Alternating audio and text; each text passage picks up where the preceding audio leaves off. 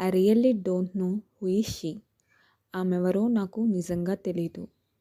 I have no idea about that. నాకు ఆ విషయం గురించి అవగాహన లేదు.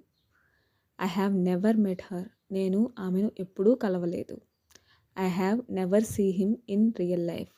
నేను నిజ జీవితంలో అతన్ని ఎప్పుడూ చూడలేదు. Whatever he had said about my friend was a లై.